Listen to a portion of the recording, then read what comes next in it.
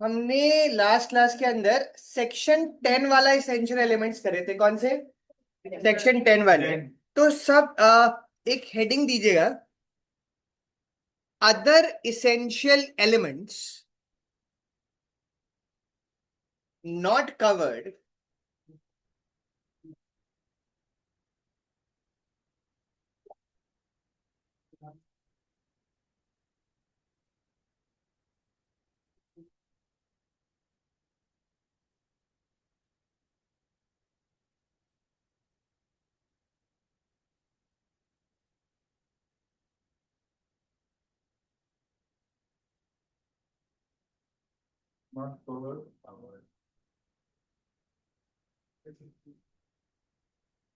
हाँ, other essential elements not covered under section 10।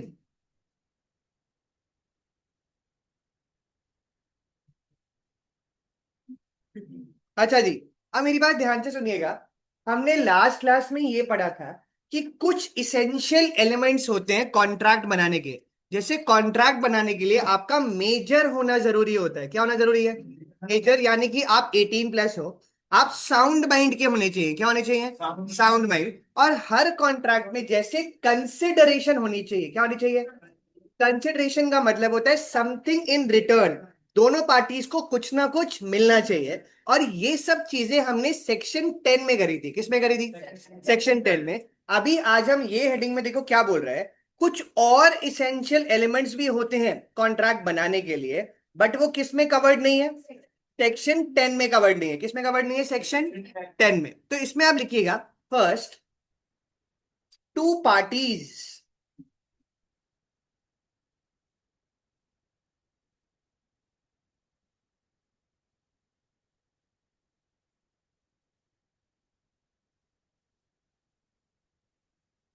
अच्छा, अब एक चीज बताओ मुझे कि कॉन्ट्रैक्ट बनाने के लिए वो क्या बोल रहा है कि दो पार्टीज का होना जरूरी है। ये तो बहुत सिंपल बात है।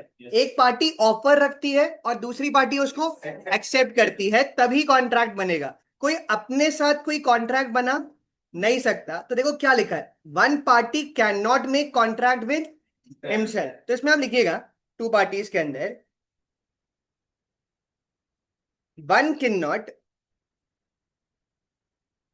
Contract with himself.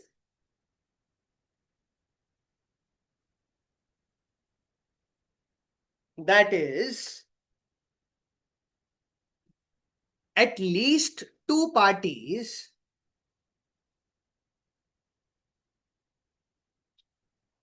must be present,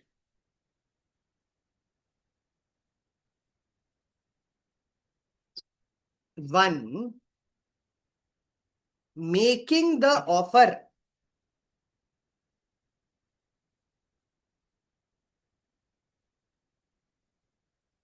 and the other party accepting it.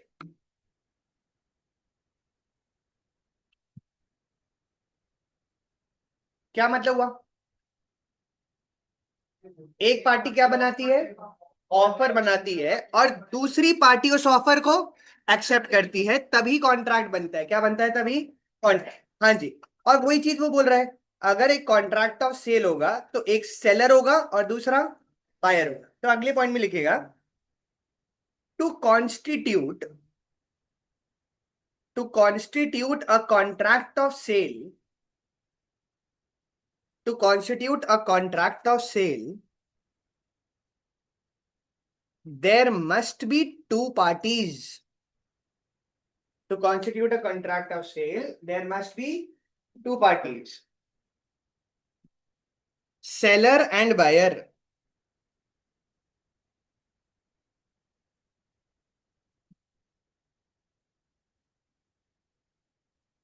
कौन सी दो पार्टीज होंगी? एक सेलर होगा और दूसरा बायर होगा। तो हमने बात करी कि कुछ इसेंशियल एलिमेंट सेक्शन 10 में कवर होते हैं, वो सेक्शन 10 में कवर नहीं होते। जो सेक्शन 10 में कवर नहीं होते उसमें पहला क्या है? दो पार्टीज होना चाहिए। कितनी होनी चाहिए? दो पार्टी। सेकंड आप आइएगा और इसमें देखें, देखते हैं ये कोई मुझे बता सकता है, हम पढ़ चुके हैं इसके बारे में। पार्टीज को क्या क्रिएट करनी है? Legal obligation. सोशल चीजों के लिए कॉन्ट्रैक्ट नहीं बन सकता। जैसे अगर आपने किसी को डेट के लिए पूछा और उसने हाँ बोल दिया और वो डेट पे नहीं आई लड़की या लड़का, तो उस केस के अंदर क्या आप उस पर केस कर सकते हो? नहीं, क्यों? वो सोशल ऑब्लिगेशन है। कौन सी ऑब्लिगेशन है? सोशल ऑब्लिगेशन है। हाँ जी। अब देखो इधर एक और, चलो देखते हैं अब इसमें क्या बताते हो। सपोज करते हैं मैंने ना कटरीना कैफ को बुलाया कि आप ना फॉर एग्जाम्पल भी शादी में आ जाना, कार्ड दे आया मैं उसको, ठीक है, और वो नहीं आई, क्या मैं उस पर केस कर सकता हूँ? नहीं, क्यों? पर सपोज करो मैंने कटरीना कैफ को 1 करोड़ रुपए देने की बात करी कि मैं आपको 1 करोड़ रुपए दूंगा, आप शादी में आके डांस परफॉर्मेंस करोगी, और उसने एडवांस भी ले लिया, और अब वो नहीं आई, तो तब केस कर सकता हूँ। क्यों? क्योंकि लीगल ऑब्लिगेशन है। कौन सी ऑब्लिगेशन है? लीगल ऑब्लिगेशन है। तो इसमें आप लिखिएगा, सेकंड पॉइंट मेन है आपका, parties must intend to create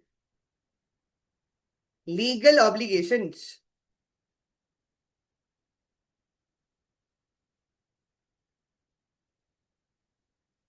इसमें आप लिखिएगा सोशल और डोमेस्टिक टाइप ऑफ अग्रीमेंट्स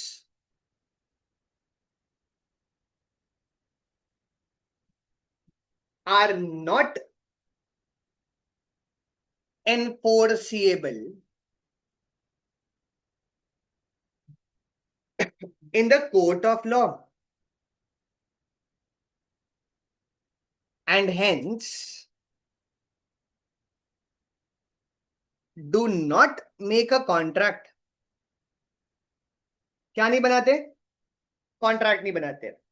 अच्छा, सपोज करते हैं कि सौरभ सर ना अपनी वाइफ के साथ घूमने चले गए। सपोज करते हैं वो दुबई घूमने गए। कहाँ घूमने गए?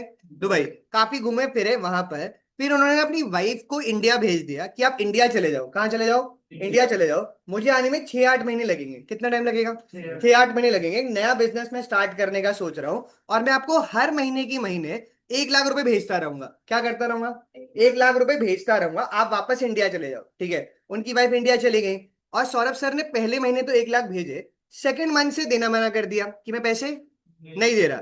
क्या उनकी वाइफ उन पर केस कर सकती है? हाँ या ना? क्यों? हाँ, ये डोमेस्टिक या फिर कौन सा अग्रीमेंट है? सोशल अग्रीमेंट है। और ये पहली बारी, अब अभी तक आपका कोई केस का नाम नहीं आया है। क्या नहीं आया है? केस का नाम नहीं आया है। पहला एक नाम आ रहा है, कौन सा देखें? बैल्फोर वर्सेस बैल्फोर का केस है। सेम पर्सन अपने ऊपर केस कर रहा है। क्या किसका होगा? हस्बैंड वाइफ का ये केस की बात कर रहा है, सरनेम दोनों का सेम ही होगा। तो इस केस के अंदर क्या हुआ था देखो, husband agreed to pay to his wife certain amount as maintenance every month. क्या मतलब, क्या बोला? हर महीने एक अमाउंट देगा maintenance while he was abroad. Husband fail to pay the amount, उसने अमाउंट नहीं करा, and the wife sued him for the recovery. क्या मतलब? वाइफ ने केस कर दिया कि मुझे अमाउंट चाहिए, क्या अमाउंट मिलेगा या नहीं? क्यों? क्योंकि ये सोशल अग्रीमेंट है। कौन सा अग्रीमेंट है? सोशल। अब मेरी बात ध्यान से सुनना, जब भी कोई केस लॉ आएगा, हाँ 5 मिनट बाद चले जाना, देखना कोई और ना आ जाए उसके बाद। अच्छा, अब मेरी बात ध्यान से सुनिएगा, जब भी कोई केस लॉ आया, अभी मैं आपको ना प्रेजेंटेशन दिखा रहा हूं कि उसको किस तरीके से आपको प्रेजेंट करना है। आप अपने एग्जाम में उसको उसी तरीके से प्रेजेंट करेंगे, ठीक है। बैल्फोर वर्सेस, जब भी कोई केस आता है जैसे बैल्फोर वर्सेस बैल्फोर है, तो आप सबसे पहले fact of the case heading डालेंगे। क्या डालेंगे? Fact of the case. उसमें क्या बताएंगे, क्या क्या हुआ, और फिर सेकंड के अंदर डिसीजन करके हम बताएंगे। क्या करके बताएंगे? डिसीजन। पहले क्या आएगा? फैक्ट ऑफ द केस, फिर क्या आ जाएगा? डिसीजन। हाँ जी, तो आप इसमें लिखिएगा fact of the case. Example नहीं, आप केस का नाम ही लिख सकते हैं, बेल्फोर वर्सेस बेल्फोर। और इसके अंदर क्या लिखेंगे हम? सबसे पहले heading fact of the case. इससे पहले कोई केस का नाम आया? नहीं, पहला ही आता हूं, फैक्ट ऑफ द केस। और इसमें फर्स्ट लिखिएगा a husband agreed to pay to his wife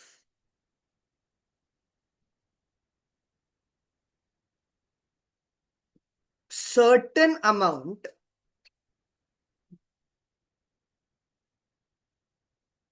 as maintenance every month while he was abroad. क्या हुआ मतलब? हस्बैंड ने क्या बोला मैं आपको? हर महीने पैसे दूंगा जब तक मैं क्या हूं? अब्रॉड हूं। अगले पॉइंट में the husband failed to pay the amount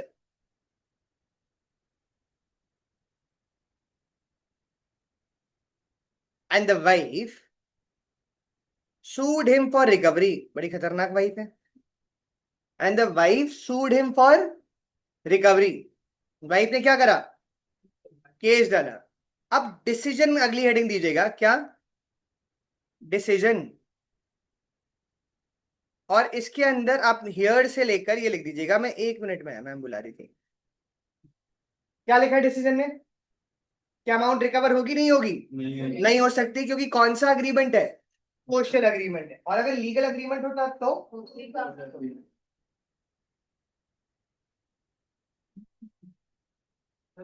decision में हियर से लेकर रिलेशन।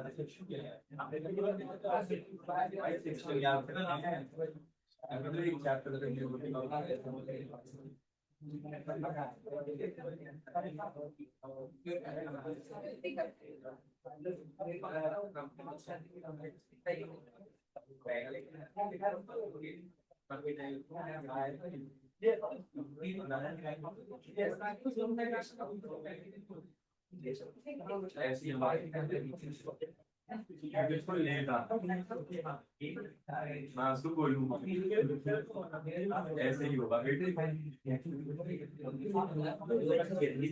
लेट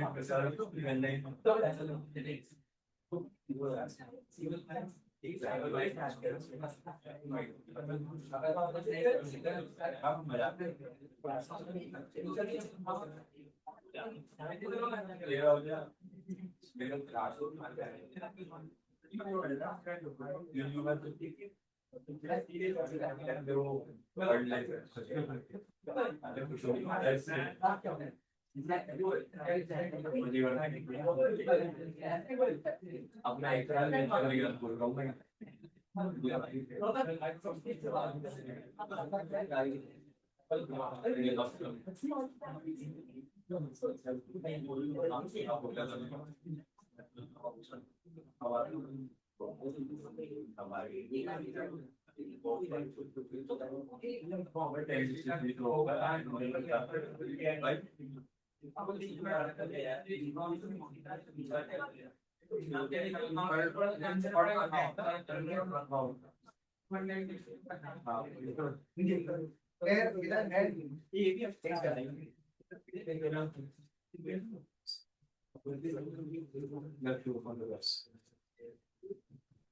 हाँ जी।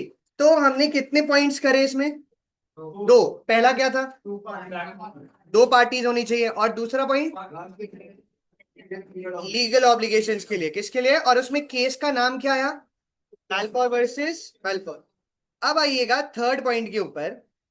इसमें आप लिखिएगा सर्टेनिटी ऑफ मीनिंग।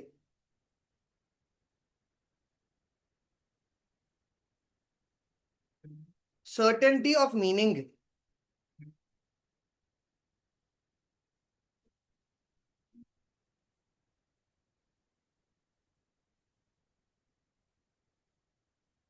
अच्छा, आप सुनिएगा ध्यान से।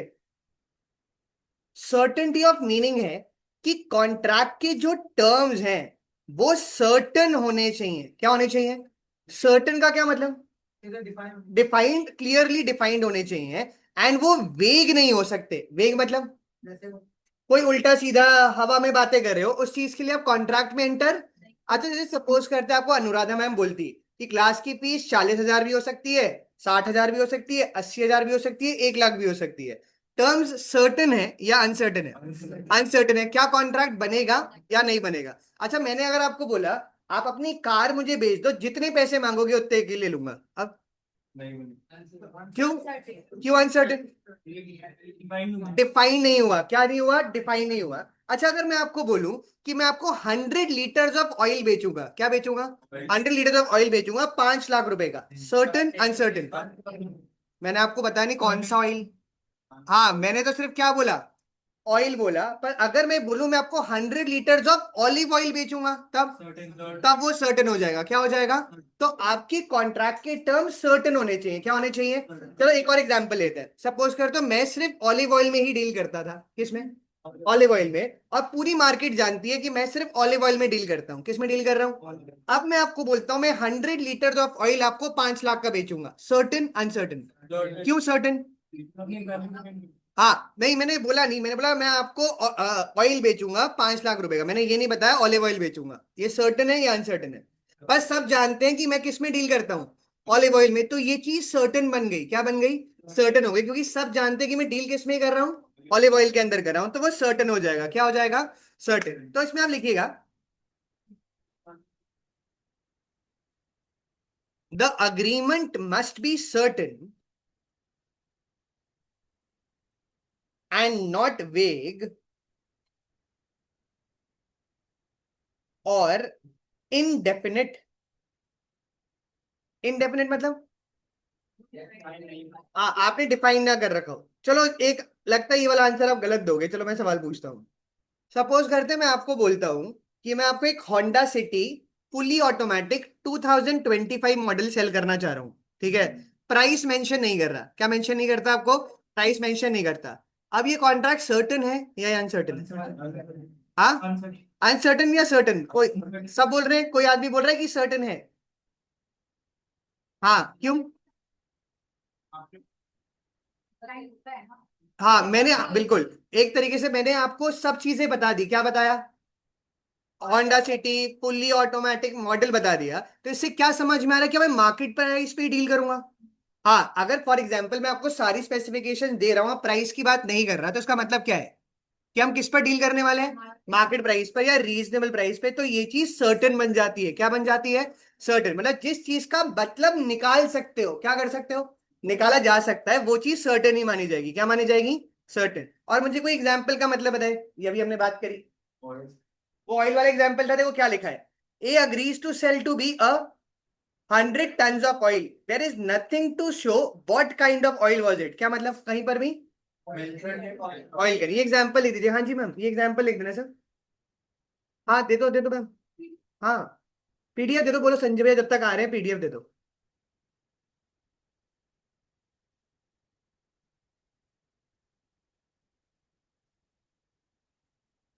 हाँ ये एग्जाम्पल लिखना है। तो अभी तक कितने पॉइंट आए? तीन। पहला, दो पार्टीज होनी चाहिए। दूसरा, लीगल ऑब्लिगेशन। और लीगल ऑब्लिगेशन में केस का नाम बेल्फोर वर्सेस बेल्फोर। और तीसरा, सर्टेनिटी होगी कि कॉन्ट्रैक्ट के जो टर्म्स होने चाहिए वो सर्टेन होने चाहिए। और अगर प्राइस की कोई बात नहीं करी, क्या वो अनसर्टेन? हाँ सब चीजें डिटेल में बता रखी हो, क्लियरली आप प्राइस कैलकुलेट कर सकते हो या चेक कर सकते हो, तो वो सर्टेन बन जाता है। ये एग्जाम में क्वेश्चन आया था 5 मार्क का।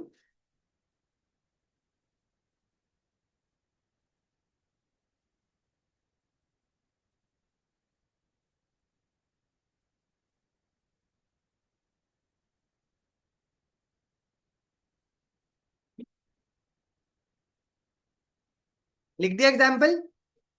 अच्छा, चौथा पॉइंट क्या बोल रहा है कि कॉन्ट्रैक्ट के टर्म्स पॉसिबल होने चाहिए। क्या होने चाहिए? पॉसिबल। सपोज करो मैंने आपको बोला कि अगर आप 100 किलोमीटर पर आवर की स्पीड से भागोगे, किससे, तो मैं आपको 5 लाख रुपए देने के लिए तैयार हूं। कितने रुपए देने के लिए तैयार हूं? 5 लाख रुपए देने के लिए तैयार हूं। क्या ये पॉसिबल है या ये इम्पॉसिबल है? क्यों इम्पॉसिबल? नहीं भाग सकते? क्यों? मैक्सिमम कितनी स्पीड? 30 किलोमीटर 1 घंटे में भाग लोगे? अच्छा। हाँ 25-30 नॉर्मल होती है। ओके। हाँ। और कोई कितने किलोमीटर और जा रहा? नहीं। अच्छा, सबसे फास्टेस्ट कौन है वर्ल्ड में? Usain bolt. ठीक है, और उसेन बोल्ट ने कितने मीटर भागा था? 100 मीटर। 9.6 सेकेंड्स के आसपास मान लो। ठीक है, उसने वो भागा था। ठीक है, कोई मुझे कैलकुलेट करके बता सकता है कि वो 1 घंटे में कितना भाग लेगा? अगर अज्यूमिंग वो कांस्टेंट स्पीड पे भाग रहा है। किस पे भाग रहा है? कांस्टेंट पे। वापस से मैंने बोला 100 मीटर्स कितनी सेकंड्स में? 9.6 सेकंड्स के अंदर। तो वो 1 घंटे में कितना भागेगा? आज पता चल जाएगा किसकी मैथ्स अच्छी है। 44 कैलकुलेट कर रखा है पहले ही? पहले करके बैठे हैं? चलो देखते हैं सही आती कैलकुलेशन, बाकी लोग बताए। वापस से मैथ्स अभी पता चल जाएगा कौन पास होने वाला है कौन नहीं। क्वेश्चन ये रहा। क्वेश्चन ये है कि अगर वो 100 मीटर कितने सेकंड में भाग रहा है? 9.6 सेकंड्स के अंदर। तो वो 1 घंटे में कितने किलोमीटर भागेगा? ये है ना मैथ्स में? हाँ कैलकुलेटर भी है, आज तो मैथ्स की क्लास भी है। आज तो कैलकुलेटर भी साथ में है।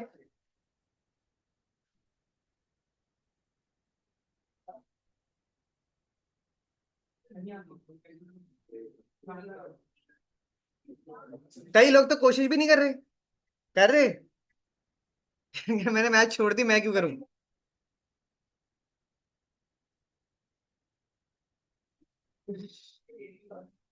हाँ करी calculation.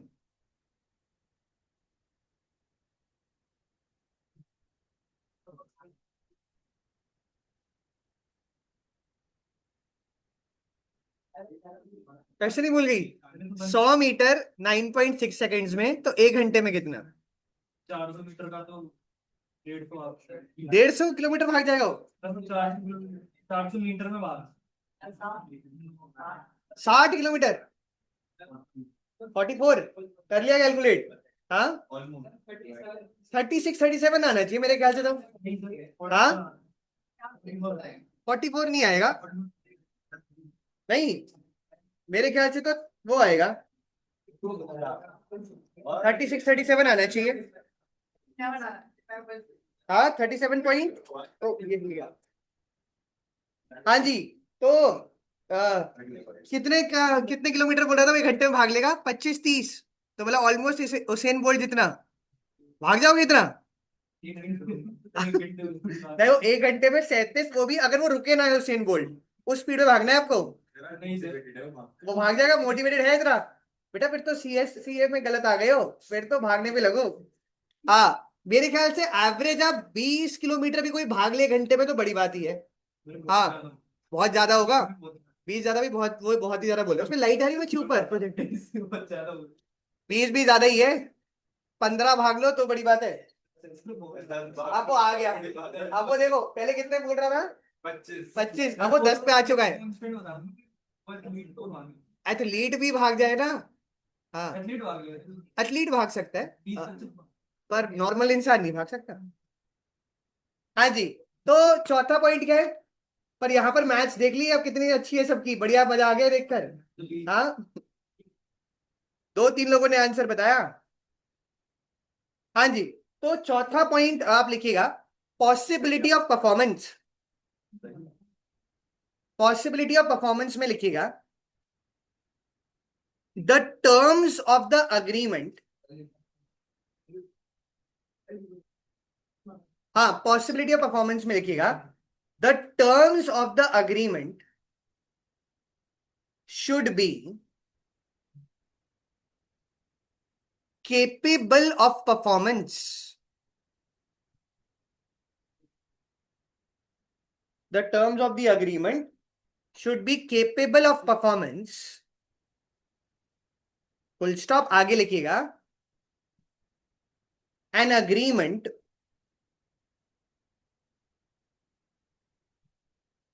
to do an act impossible in itself cannot be enforced.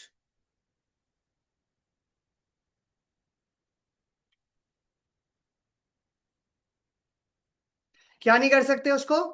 Enforce नहीं कर सकते। और इसमें एग्जाम्पल लिखिएगा। अच्छा देखिए वो क्या लिखा है, A agrees with B to discover treasure by magic. क्या बोला उसने?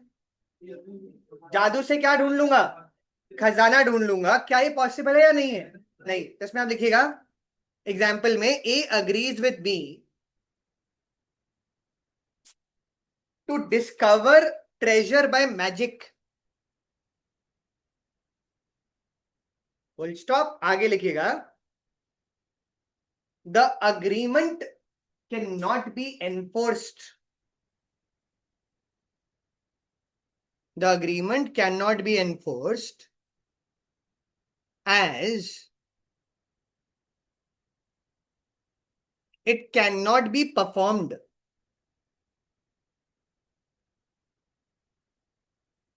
क्या नहीं हो सकता वो? परफॉर्म नहीं। मैं बोलूंगा कि एक चुटकी बजाऊंगा, यहाँ पर आलिया भट्ट आ जाएगी, ठीक है, इसके लिए आप मुझे 2 लाख रुपए दे दो। क्या ये पॉसिबल है? क्यों पॉसिबल नहीं है ये? क्या पता जादू आता हो मुझे। हाँ जी। कितने पॉइंट हो गए? 4। पांचवा लिखिएगा, other formalities in certain cases. चलो देखते हैं, ये हम लोगों ने ना पहले बात करी है, कौन बता पाता है?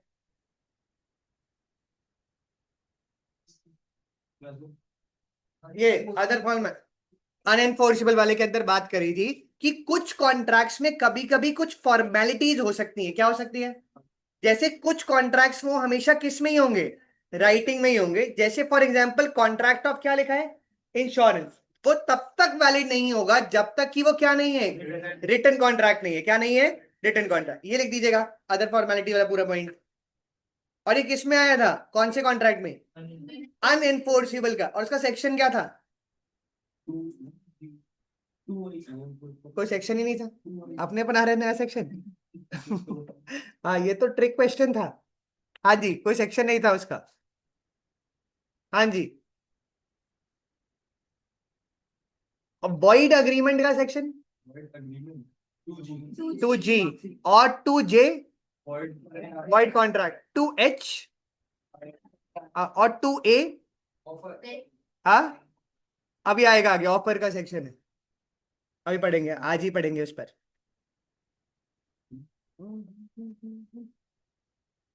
अभी लैंग्वेज थोड़ी भारी होना स्टार्ट हुई है, अभी इजी है लैंग्वेज, इजी है। आ जाओ, आज देखेंगे। अब बोल दिया इजी, अब इसी से पूछेंगे अगला सवाल। कल मैच देखा था सब, आईपीएल अपना दिल्ली का, क्या कर दिया उसने। हाँ, डेविड मिलर ने रन ही ले लेता, सुपर ओवर होता, और मुझे लग ही रहा था कि वो होगा। अरे नहीं, जब वो एक था ना कि बाउंड्री पे पड़ी थी बॉल, एकदम से चौका हो गया, मुझे लगा 2 रन से आएगा, देखना। हमेशा ऐसा होता है जब भी मैच ऐसा हो रहा हो ना।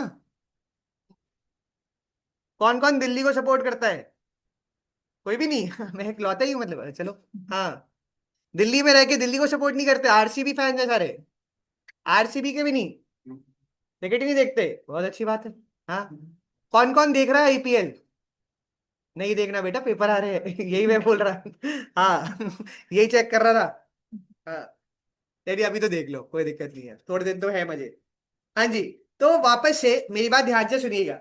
अगर कोई आपसे पूछे कि क्या इसेंशियल एलिमेंट्स है क्या, तो आप 2 हेडिंग्स में बताएंगे, पहला कवर्ड अंडर सेक्शन 10 और दूसरा नॉट कवर्ड अंडर सेक्शन 10। और नॉट कवर्ड के अंदर आज हमने 5 पॉइंट्स की बात करी है। पहला, 2 पार्टीज होनी चाहिए, दूसरा लीगल ऑब्लिगेशंस होनी चाहिए, तीसरा सर्टेनिटी ऑफ मीनिंग होना चाहिए, चौथा पॉसिबिलिटी ऑफ परफॉर्मेंस होना चाहिए, और पांचवा अदर फॉर्मेलिटी। जब तक ये सब चीजें पूरी नहीं होंगी तब तक आप कॉन्ट्रैक्ट में एंटर नहीं कर सकते। हाँ जी, उसके बाद अगली हेडिंग देते हैं। अब थोड़ा मुश्किल पर भी आते हैं, बहुत सिंपल सिंपल पढ़ लिया।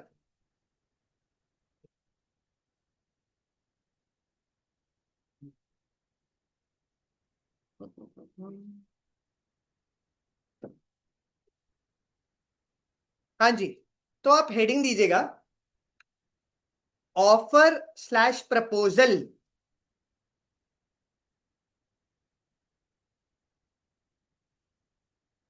अभी तक हमारा वो जो बेसिक्स वाला था वो खत्म हो चुका है, अब हम चैप्टर्स पर आना स्टार्ट हो गए हैं। और अभी हम क्या हेडिंग दिया हमने, ऑफर स्लैश प्रपोजल। अब ये ऑफर क्या होता है, कोई बताएगा? किसी चीज को सामने कि ऑफर मतलब किसी को ऑफर देना? क्या बात कर दी। सामने रखने हाँ, अच्छा, कोई पार्टी अपनी टर्म्स रखता है तो उसको हम क्या बोलते हैं, वो ऑफर है। और क्या मैं बोल सकता हूं कि कॉन्ट्रैक्ट का स्टार्टिंग पॉइंट ही ऑफर है? क्या है, एक पार्टी जब दूसरे को ऑफर दे रही है, उसी के बाद तो दूसरी पार्टी उसको एक्सेप्ट करेगी। तो फर्स्ट स्टेप एक तरीके से क्या है, ऑफर है। और ऑफर को डिफाइन करा गया है सेक्शन 2A के अंदर। किसके अंदर? 2A के अंदर ऑफर डिफाइंड है। क्या डिफाइंड है? ऑफर। तो चलो, अभी लैंग्वेज सिंपल है ना, चलो ये बता दो इसका मतलब।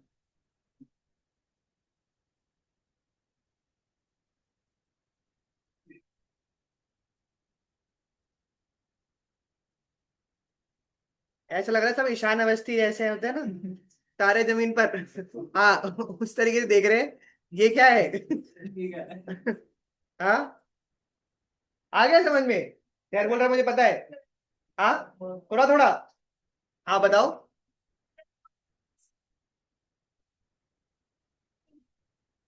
हाँ भाई, सही बता दिया उसने तो। हाँ, पहले तुम 2 दिन की तरफ से बता रही हो और पर नहीं, पहले सही बताइए पर। हाँ जी, इसका क्या मतलब है, वापस से वो मान नहीं रहा कि वो सही बता सकती है। क्या, मुझे समझ नहीं आया उसने सही कैसे बता दिया। अच्छा, अब मेरी बात ध्यान से सुनिएगा। अब एक बारी इसके बारे में पढ़ने से पहले एक कुछ चीजें सुने। सपोज करो, ए ना बी को बोलता है कि I will sell my car to you for rupees 80,000। तो हम बोलेंगे कि ए ने बी को क्या दिया, एक ऑफर दिया। और जो पार्टी ऑफर देती है उसे ऑफरर बोलते हैं। क्या बोलते हैं? ऑफरर। और जिसको ऑफर दिया जाता है वो ऑफरी। क्या होगा वो? ऑफरी। सिमिलरली आपको याद है ऑफर प्लस एक्सेप्टेंस क्या होता था? प्रॉमिस। तो जब ऑफर एक्सेप्ट हो जाता है तो जिसने ऑफर दिया उसको प्रॉमिस सर, और दूसरी पार्टी को क्या बोलेंगे? प्रॉमिसी। अब एक और मेरी बात ध्यान से, ऑफर में टू डू भी हो सकता है और नॉट टू डू भी हो सकता है। वापस से मैंने क्या बोला, टू डू मतलब ये काम करने का। जैसे ये बोला I will sell my car to you, ये क्या है, टू डू या नॉट टू डू?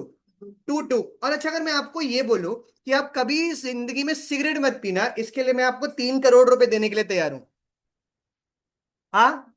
क्या कोई ऐसा कॉन्ट्रैक्ट करता होगा? हुआ हुआ कॉन्ट्रैक्ट है। एक ऑस्ट्रेलिया का क्रिकेटर है, उसकी डेथ हो चुकी है वैसे, शेन वॉर्न करके क्रिकेटर था, ठीक है? वो सिगरेट बहुत ज्यादा वगैरह पीता था। तो निकोटीन छुड़वाने वाली कंपनी ने उसके साथ कॉन्ट्रैक्ट करा था कि अगर आपने सिगरेट 3 साल तक नहीं पी, कोई निकोटीन का सब्सटेंस नहीं यूज करा, तो हम आपको इतने मिलियंस ऑफ डॉलर देंगे। क्या देंगे? क्या ये टू डू है या नॉट टू डू है? क्या आप ये काम नहीं करोगे तो उसको पैसे देंगे? मिले होंगे पैसे, कोई आपको बोले 3 साल सिगरेट मत पियो, आपको 15 करोड़ रुपए मिल जाएंगे। हाँ? पीते हाँ, नहीं वो पीता हो, अगर, क्या करेगा वो?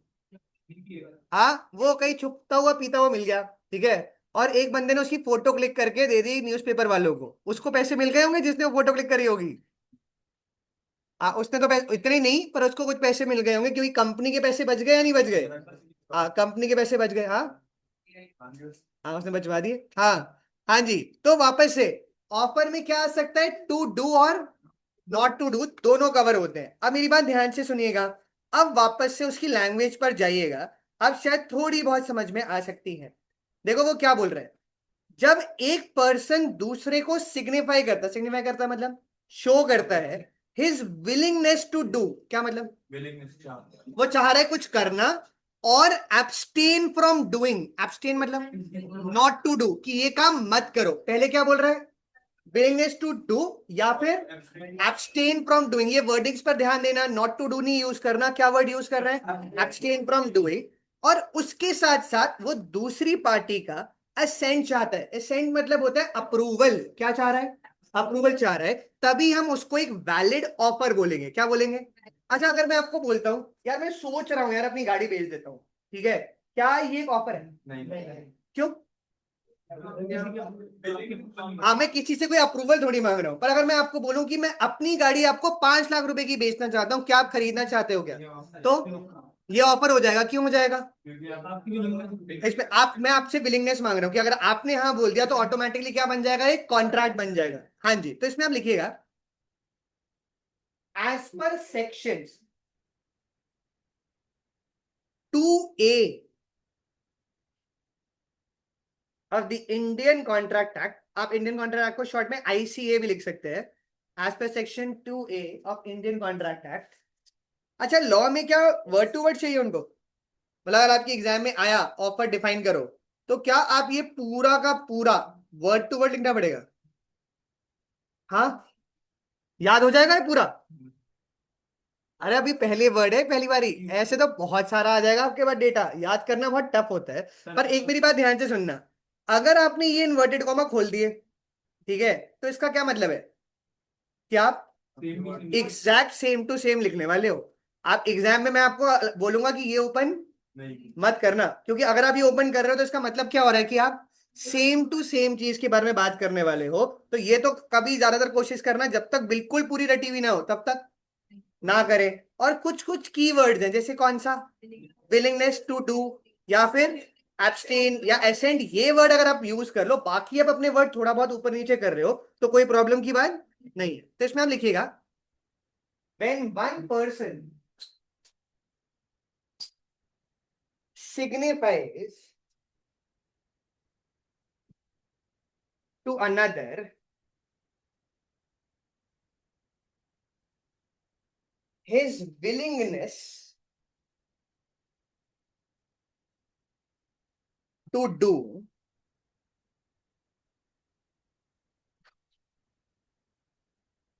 or abstain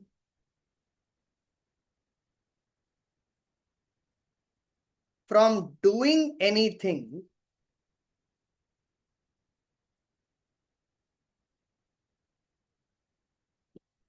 with a view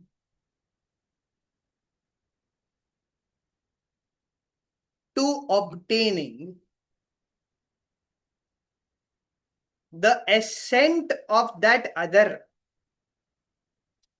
इसका क्या मतलब, with view to obtaining the assent of that other, दूसरे का आप अप्रूवल लेना चाह रहे हैं उसके लिए। टू सच एक्ट और abstinence, comma, he is said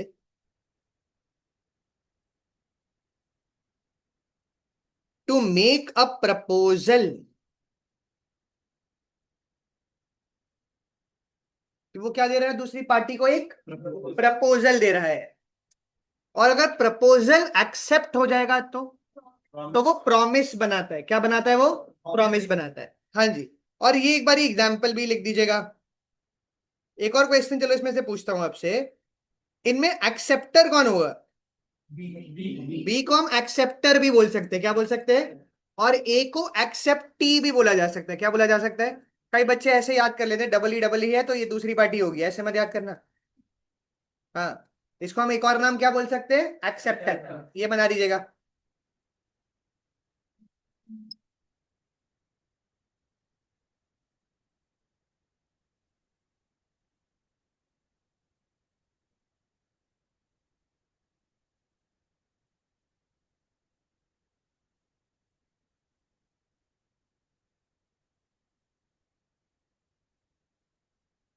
जो उधर आप फोटो देख रहे हो, सेकंड रो के अंदर एक पहला लड़का का क्या नाम दिख रहा है? तुषार, ठीक है। कितने मार्क्स हैं उसके? 262। 400 में से कम है ज्यादा है? ठीक है, हाँ, सही नंबर है। ठीक है, उसका अभी इंटर का भी बोथ ग्रुप्स निकल चुका है, और ऑलमोस्ट उसके 1 साल की आर्टिकलशिप भी होने वाली है। ठीक है, जब वो आया था ना हमारे पास, तो जैसे कि स्कूल में ठीक ठाक था पढ़ाई में, पर उसकी इंग्लिश की ड्राफ्टिंग बहुत खराब थी। मतलब वो, अगर आप उसको एक लाइन भी लिखने के लिए बोलोगे तो वो लिख नहीं पाता था उसको। अगर मैंने उसको बोल दिया कि सिर्फ अपने बारे में भी लिख दे एक लाइन, तो उसकी इंग्लिश इतनी सही नहीं थी कि वो एक लाइन भी ढंग से क्या कर पाए, फ्रेम कर पाए। ठीक है, उसने लॉ की क्लास में आया तो वो समझ गया इसकी लैंग्वेज तो बहुत टफ है। उसके लॉ में फाउंडेशन में 58 आए थे, शायद 56 या 58 आए थे। कम ज्यादा है? हाँ, हाँ, लॉ के हिसाब से है। और कई बच्चे जो अच्छे स्कूल में, वो गवर्नमेंट स्कूल में पढ़ा हुआ था, कई बच्चे जो अच्छे अच्छे स्कूल में पढ़े हुए उनके 50 नंबर नहीं आते, उसके कितने आ गए? 58। पर इतना ड्रास्टिक चेंज 4 महीने के अंदर होना। और इंटर में भी जो भी थ्योरी के सब्जेक्ट्स थे, सब में अराउंड उसके, सब में 55 के ऊपर आए, किसी में 60 भी क्रॉस कर गए। कितने? 60 भी क्रॉस कर चुके हैं उसके। और उसके इंटर में आए हैं 379 आउट ऑफ 600। तो उधर भी अच्छे मार्क्स ही आए हैं उसके। ठीक है, पर उसने क्या करा होगा जो उसकी इंप्रूवमेंट आ गई? Writing practice. वो क्या करता था, देखो मैं ये बता रहा हूँ, स्टार्टिंग की क्लासेस में ही कई लोगों की इंग्लिश अच्छी होती है, उनको थोड़ा कम टाइम लग रहा है इस चीज के अंदर। पर जिसकी इंग्लिश थोड़ी वीक है, वो ये समझ जाना कि उसको रिटन प्रैक्टिस करनी ही करनी पड़ेगी। वो क्या करता था, जो क्लास में हुआ इधर तो लिखा, सेम चीज घर पर जाकर फिर से लिखी। ठीक है, उसके बाद अपने आप उसने जो मेरी बुक के पीछे के क्वेश्चंस थे वो करके लाता रहता था। ठीक है, और हर रोज, मतलब मैं परेशान हो गया था, भाई मत आया कर इतना। वो हर क्लास के बाद वो क्वेश्चन पे क्वेश्चन लाकर, ये मैंने प्रैक्टिस कर लिया, ये मैंने मॉड्यूल से देख लिया, ये मैंने देखो टाइमर लगा के करा सर, इतनी देर में कंप्लीट हुआ। ये वो क्या कर रहा था, क्या लग रहा है?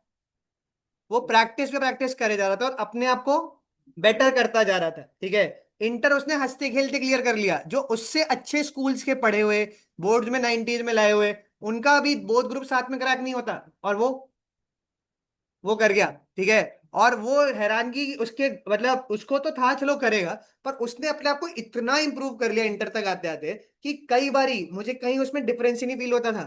उसकी इंग्लिश इतनी अच्छी हो चुकी थी कि वो कर पा रहा था। तो आपको भी किस किस को लगता है कि उसकी लैंग्वेज थोड़ी वीक है? होंगे, होते ही हैं, सभी अच्छे। हाँ, सही है, थोड़ा बेटर करना पड़ेगा। तो आपको मैंने बता दिया कि क्या करना है, आपको प्रैक्टिस करनी है। और उसी तरह भी नई फोटोज भी लगी हैं। एक और था स्टूडेंट कुंदन। ठीक है, लॉ में जनरली बच्चे जो सीए के अंदर पेपर अटेम्प्ट कर कर आते हैं, 100 नंबर के पेपर को 80 मार्क्स के आसपास अटेम्प्ट होता है। क्यों? लेंदी पेपर है। ठीक है, वो बंदे ने पहले दिन से ही क्या करना स्टार्ट कर दिया था, जैसे ही उसने रिटन प्रैक्टिस डाल दी अपनी स्टार्ट कर दी। और उसके बाद वो टाइमर के साथ, पहली बारी जब उसने आंसर कोई लिखा तो उसको 17-18 मिनट लग गए एक 6 नंबर का क्वेश्चन को करने के लिए। उसके बाद वो ट्रेन करता रहा अपने आप को, हर रोज लिख कर लाता था, हर रोज लिख कर लाता था वो सेम आंसर। वो एग्जाम टाइम तक 7 से 8 मिनट के अंदर करना स्टार्ट कर दिया था। कितने मार्क्स के क्वेश्चन को? 6 नंबर के क्वेश्चन को। और उसने पूरा 100 नंबर का पेपर लॉ में अटेम्प्ट कर दिया, 60 में मार्क्स आए थे, पर उसने पूरा 100 नंबर का अटेम्प्ट कर पाया। बहुत मुश्किल है 100 नंबर का अटेम्प्ट करना, ठीक है। पर वो उसने क्या करा, डेली प्रैक्टिस पे प्रैक्टिस, राइटिंग प्रैक्टिस। सेम तरीके से अकाउंट्स में आपको बता रहा हूँ, ठीक है। आप ये ध्यान रखना, जो मैं आपको चीज बता रहा हूँ ये आपकी जिंदगी की सबसे इंपॉर्टेंट चीज है सीए की जर्नी की। ज्यादातर बच्चे क्या करते हैं, ठीक है, अकाउंट्स की प्रैक्टिस उतनी नहीं करते। उनको लगता है कि वो लोगों को समझ में आ गया है, तो आपको हाथ से सवाल करने की जरूरत नहीं है। और आज की डेट में यूट्यूब पर हर चीज अवेलेबल होती है, हाँ या ना? ठीक है। हर बच्चा क्या सोचता है कि मुझे ये सवाल नहीं आया, क्या करूं, यूट्यूब पे सर्च कर लेता हूँ और मैं वो बातें सुन लेता हूँ, ठीक है। क्या आपको लगता है कि वो क्वेश्चन पेपर में अटेम्प्ट हो जाता होगा जब आप करने बैठते होगे? वो कभी अटेम्प्ट नहीं होगा। और मैं आपको इतने साल के एक्सपीरियंस से बता रहा हूँ कि जो बच्चे रह जाते हैं, जब भी मैंने उनसे पूछा कि भाई आपको क्या लगता है कि क्या कारण था कि आप पेपर में रह गए, तो उनका यही रीजन था कि सर मैंने रिटन प्रैक्टिस नहीं करी। क्या नहीं करी? रिटन प्रैक्टिस नहीं करी। सबका यही रीजन था। अगली अटेम्प्ट में पास हो गए अच्छे नंबरों से, उसमें नहीं हो पाए, क्यों? रिटन प्रैक्टिस नहीं थी। मेन खेल देखो, मैं आपको कितना अच्छा पढ़ा लूं, कितना खराब पढ़ा लूं, ये सब आपके ऊपर है। 70 to 80% मेहनत आपकी है, ठीक है। आप कौन घर पर जाकर उसकी प्रैक्टिस कर रहा है, कौन कितनी एफर्ट डाल रहा है। और ये एग्जाम बहुत टफ है। अगर ये फर्स्ट अटेम्प्ट में नहीं निकलता, ये सेकंड में और मुश्किल हो जाता है। बताओ क्यों?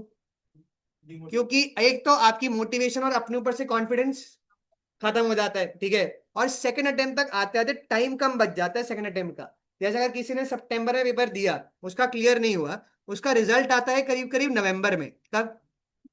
नवंबर में रिजल्ट। और फिर 1.5 महीने बाद फिर दिसंबर जैन के स्टार्टिंग में फिर पेपर तैयार खड़ा है, ठीक है। तो ये फर्स्ट अटेम्प्ट में ही क्रैक करना सबसे आसान है। और उसके आगे जितना जाते जाएंगे उतना टफ होता जाएगा। और सेम किताबें सेम वापस पढ़ना बहुत खराब होता है। तो इसलिए कोशिश क्या करें, फर्स्ट में ही निकालना है, जो मर्जी हो जाए उस तरीके की एफर्ट डालना स्टार्ट करना पड़ेगा। आईपीएल क्या कर सकते हैं, देख सकते हैं, नहीं देख सकते? हाँ हाँ जी। तो ये कह रहा रोज डराते हैं, पिछली क्लास में भी डराया था, ठीक है, अभी फिर डरा रहे हैं। हाँ जी, ये लिख दिया।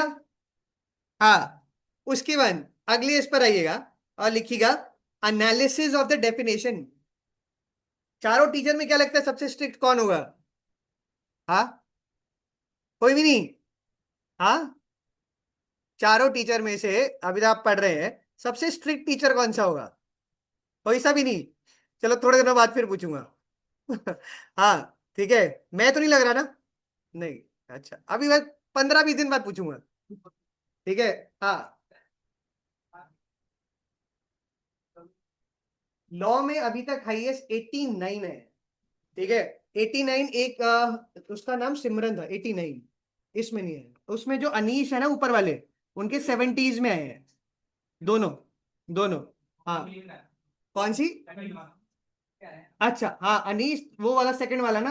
हाँ वो बढ़िया है, उसका भी इंटर भी क्लियर हो चुका है, ठीक है। हाँ, वो पढ़ने में भी तेज है, उसने भी काफी मेहनत, बहुत मेहनती है वो भी। हाँ, अभी उसकी आर्टिकलशिप स्टार्ट हो गई, कहाँ पे कर रहा है? ग्रीन पार्क में फॉर्म, नहीं वो पढ़ने में बहुत थे। और वो जो उसके साथ वाला अभी एक और होगा फिर तो आपका वंश, वो भी वही है। उसके आगे एक मनीष भी दिखेगा आपको कहीं। मनीष मनीष मनीष की फोटो भी आगे होगी, कहीं ना कहीं होगा। हाँ, मनीष मौर्य। हाँ, इन्हीं के साथ गई। हाँ जी। हाँ, तो फिर आप आइएगा एनालिसिस ऑफ द डेफिनेशन, और देखिए इसमें क्या लिखा है, the person making the proposal. क्या मतलब, जो आदमी प्रपोजल दे रहा है उसको प्रोमिसर या फिर क्या बोलते हैं, ऑफरर। और जो पर्सन एक्सेप्ट कर रहा है उसको क्या बोलते हैं, प्रोमिसी और एक्सेप्टर। तो इसमें आप लिखिएगा first point, the person making the proposal और ऑफर इज कॉल्ड प्रोमिसर और ऑफरर।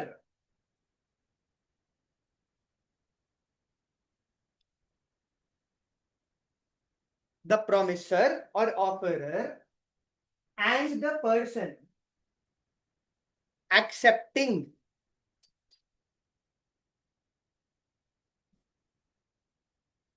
इज कॉल्ड, क्या बोलते हैं उसको? इज कॉल्ड द प्रोमिसी और एक्सेप्टर। क्या बोलेंगे उसको? या तो प्रोमिसी और एक्सेप्टर। चलो सेकंड पॉइंट आप बता सकते हैं, आज ये अभी बात करी थी, क्या लिखा है? कोई भी वैलिड ऑफर देने के लिए वो क्या बोल रहा है? पार्टी क्या शो करना चाहिए? विलिंगनेस टू, विलिंगनेस का मतलब कोई काम करने की इच्छा। तो देखो इधर क्या लिखा है, आईसीआई की बुक का एग्जांपल मैंने नहीं बनाया। Where Alia tells Dushyant that she desires to marry by the end of 2017। क्या मतलब? क्या बोला उसने कि वो शादी करना चाहती है बाय द एंड ऑफ 2017? क्या ये ऑफर है?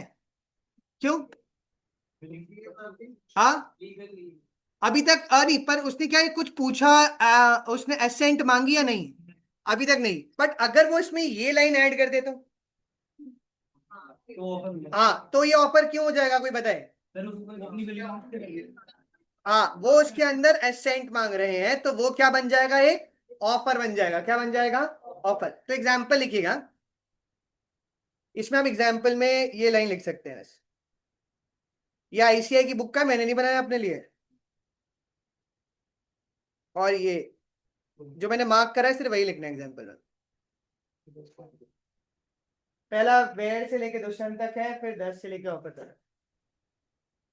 तो 2 पॉइंट क्या हो गए अभी तक? पहला, पहला क्या था? जो पर्सन ऑफर देता है उसे ऑफरर बोलते हैं, और जो एक्सेप्ट करता है उसे प्रोमिसी या एक्सेप्टर बोलते हैं। सेकंड पॉइंट में वो कोई विलिंगनेस शो करेगा तभी हम उसको क्या बोलेंगे? एक ऑफर।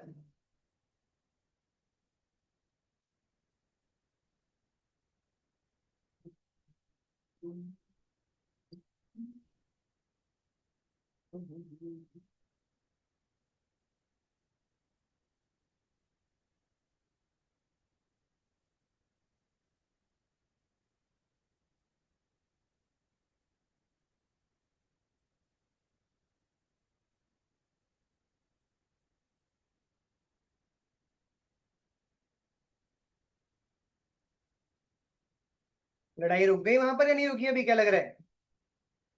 अभी तो सीज फायर हुआ है। लोगों ने सामान महंगे कर दिए इंडिया में, और बाहर खाने जाओ तो वो महंगा कर दिया थोड़ा थोड़ा।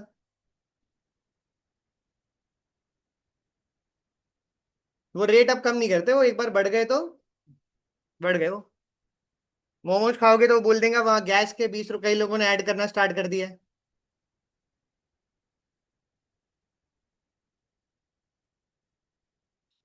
किस किस को मोमोज खाना पसंद है? ऐसा सभी खाते होंगे, सब खाते हैं। कौन खाता है चिकन मोमोज? कौन खा रहा है? हाँ, हाँ, नहीं भाई, ये एक बारी दिल्ली में चिकन महंगा हो गया था, तो जहां पर ये बनते हैं ना मोमोज, एक कालू सराय करके जगह है, वहां के कुत्ते गायब हो गए थे।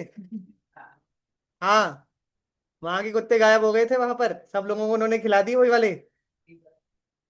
हाँ। हम्म। ये अब अगर आप कहानी सोच रहे हो तो गूगल पे देख लेना, ये रियल में हुआ है। हम्म।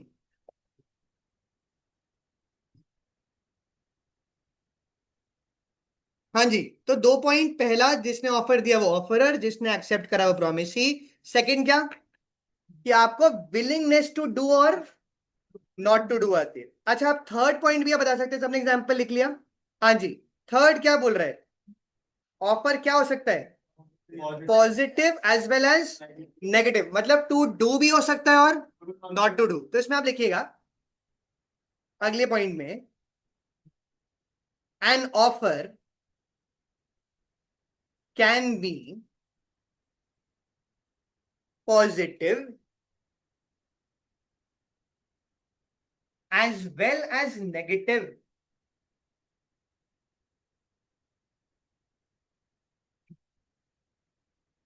अच्छा सुनिए सुनिए, अभी एग्जांपल। ए ने ऑफर करा कि वो अपनी कार बी को कितने की बेचेगा। It is an act of doing. क्या मतलब? वो टू डू है। बट अगर सपोज करो उसका एक्सीडेंट हो जाता है बी के स्कूटर के साथ, और वो बोलता है भाई not to go to the court, और मैं डैमेजेस दे दूंगा, मतलब कोर्ट मत जाना, और मैं आपको क्या दे दूंगा, डैमेजेस। तो ये टू डू है या नॉट टू डू है? Not to do. क्यों? एब्सटेन फ्रॉम डूइंग है कि आप कोर्ट मत जाना। ये एग्जांपल लिख दीजिएगा, इंपॉर्टेंट है। एक बार आपके एग्जाम में क्वेश्चन आया था, define offer and analyse it, तो उसमें क्या बताना था हमको?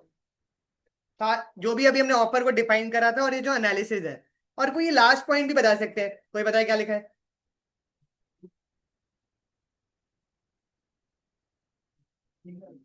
सामने वाले का अप्रूवल चाहिए होता है, तभी वो एक वैलिड ऑफर बनता है। क्या बनता है? Valid offer. ये एग्जाम्पल और ये पॉइंट लिख दीजिएगा।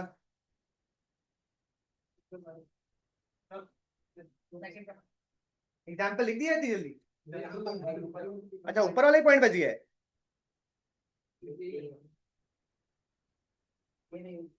यही।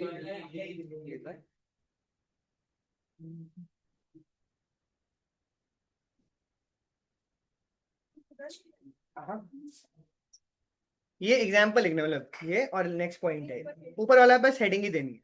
Offer can be positive as well as negative, यहाँ तक ही है। अभी लग रहा है इतना सिंपल आता होगा पेपर में? नहीं। किस्मत अच्छी हुई तो आ जाएगा, अभी तक तो नहीं वैसे।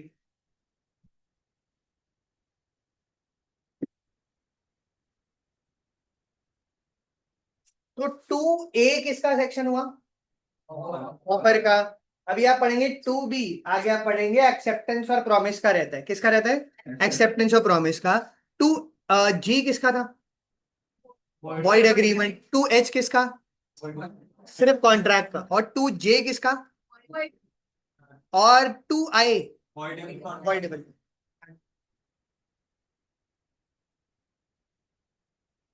कुछ आपके टेस्ट वेस्ट स्टार्ट करवाते हैं? किसी का कोई चैप्टर खत्म हुआ अभी तक अकाउंट्स उसमें? अच्छा, पता तो चले कौन पढ़ने वाले हैं कौन नहीं। और मैथ्स में चल रहा है? और इको टेस्ट तो रखवाया जा सकता है, पता चले कौन पढ़ रहा है कौन नहीं पढ़ रहा।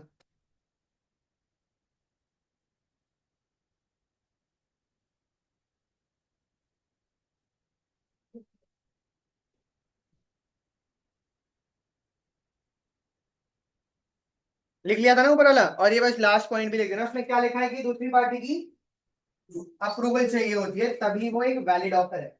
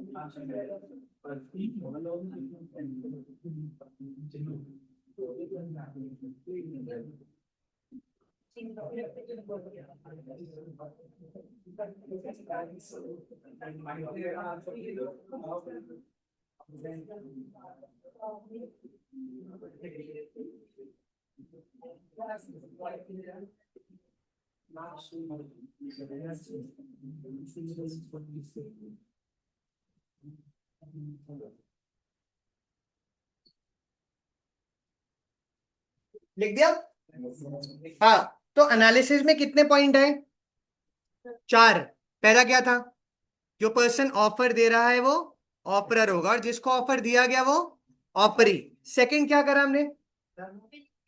विलिंगनेस का था। फिर तीसरा ऑफर कैन बी पॉजिटिव और नेगेटिव। थर्ड है विलिंगनेस वाला पॉइंट, एग्जाम्पल से पहले लिखा नहीं था वो? ये मैंने लिखवाया नहीं था। अच्छा भाई, सॉरी सॉरी, एग्जाम्पल से पहले लिख लेना। हाँ, ऊपर बना के, और बना के ऊपर लिख दो, मार्जिन में, मार्जिन। ये नहीं लिखा था पॉइंट करेंगे। ठीक है।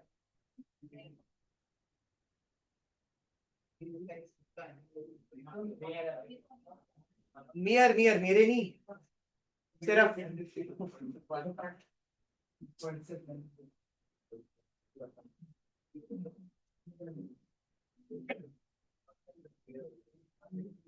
टीएस वालों की भी एग्जाम की डेट शीट अभी आई है अक्टूबर वाले की, डेट शीट नहीं आई अक्टूबर की, अभी नहीं आई। सीए वालों की तो 15 तारीख से ही होते हैं हमेशा, 14-15 तारीख। कितना टाइम रह गया है? 5, मतलब 150 दिन है अभी, ऑलमोस्ट। हाँ, अभी दिन फटाफट फटाफट फटाफट खत्म होंगे।